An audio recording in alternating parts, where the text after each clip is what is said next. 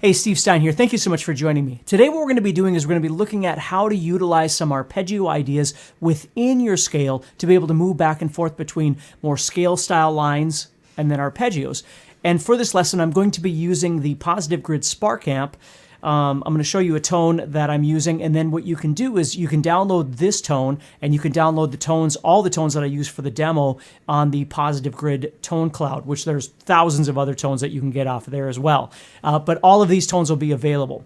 So the most important thing I want to talk to you about today is understanding that arpeggios don't have to be just traditional kind of sweep ideas.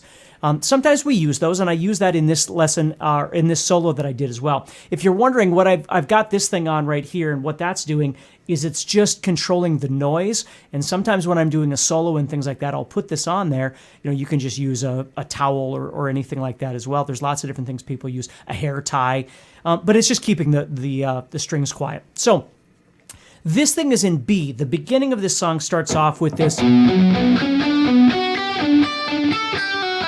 kind of idea. So I'm just building this little single note idea, but you'll notice as I'm playing, I'm using a lot of intervallic movement. So what I think about is arpeggios combined with intervallic ideas. And when I say intervals, I don't just mean playing like in thirds or fourths or something. What I mean is just not playing your scales straight up and down. Okay, so let's take a look at some of the ideas from this solo. So the first thing I've got here is this thing. Now I know I'm in B minor. Now if I did a traditional kind of B minor arpeggio, it would look like this. But what I'm going to do is I'm going to take this note for comfort, and I'm going to move it from F sharp to G. And then what I'm going to do is I'm also going to add on a note right here. Okay, so this note that I'm adding on is A. Okay, so and the reason I'm doing that is I'm trying to create comfort, not just an arpeggio that fits exactly in the chord or something like that, but I'm also trying to create some comfort for myself. So as I play, you'll notice I've got two notes on this string, one note here, two notes here, one note here, and then two notes here. So I have, and then sometimes what I'll do is I'll turn around and do kind of that, you know, Randy Rhoads, Yngwie Malmsteen kind of thing right there. Sometimes I won't, but. And then what I'm going to do is I'm going to move up into this position of B minor, and then just play more scalular at that point. So I'm playing a bit more arpeggiated or intervallic, and then I'm moving up and I'm playing a more scale idea. So, you know, whatever's comfortable for you. Okay, then what I'm going to do is I'm going to drop down and doing more of sort of a Joe Satriani kind of quirky thing. And then what I'm going to do is come up another arpeggio right here. See that right there? So I'm playing in the B minor. See right there, I'm playing root third, fifth, the dominant seventh there, or minor seventh, and then I'm moving over here. And then that just sets me up. I might do something more intervallic,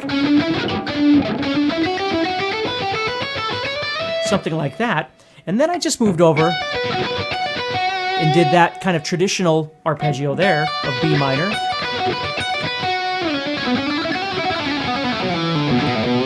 And then just some sort of dissension. Again, I was just improvising, but the most important thing to understand is that you want to learn how to utilize two things. Number one, your movement back and forth between arpeggios or intervallic movements, and maybe some straight scale style runs. And the second thing is learning how to think about when you're playing these things, you're either playing on the beat in some capacity, whether it's maybe eighth notes or triplets or something like that, or you're playing more free time. So if you think about it, the first thing that I did here was based more off a straight rhythm kind of thing. And then when I went here,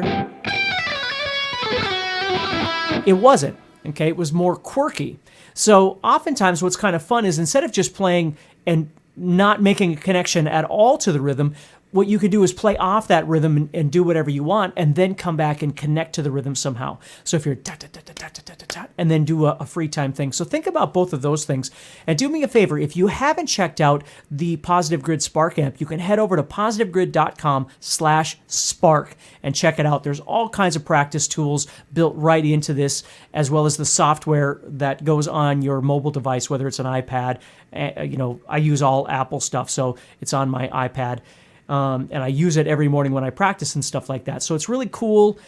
There's tons of tones out there, and including the tones that I've made for this lesson as well. So take care, stay positive, and I'll talk to you soon.